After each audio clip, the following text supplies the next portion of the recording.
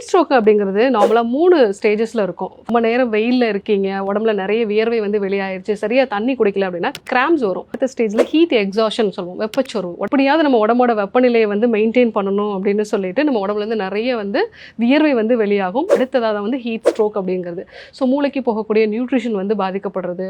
இந்த heat ஸ்ட்ரோக்கை avoid பண்ணணும் அப்படின்னா வெளியில் போகும்பொழுதுலாம் கண்டிப்பாக கையோட ஒரு வாட்டர் பாட்டில் வந்து எடுத்துகிட்டு போங்க.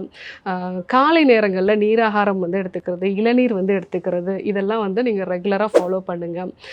வாரத்தில் ஒரு நாள் எண்ணெய் தேய்ச்சி குளிக்கிறது, நைட்டில் தூங்க போகிறதுக்கு முன்னாடி காலில் வந்து தேங்காய் எண்ணெய் வந்து தேய்ச்சிக்கிறது, இதெல்லாம் வந்து நம்ம உடம்பை கூலாக வச்சுக்கிறதுக்கான வழிமுறைகள். இதெல்லாம் நம்ம வந்து ஃபாலோ பண்ணுறது நல்லது. இப்போலாம் நல்லா தண்ணீர் குடிங்க. அது ஒன்று தான் வந்து இந்த ஹீட் ஸ்ட்ரோக்கை அவாய்ட் பண்ணுறதுக்கான ஒரு மெத்தட்.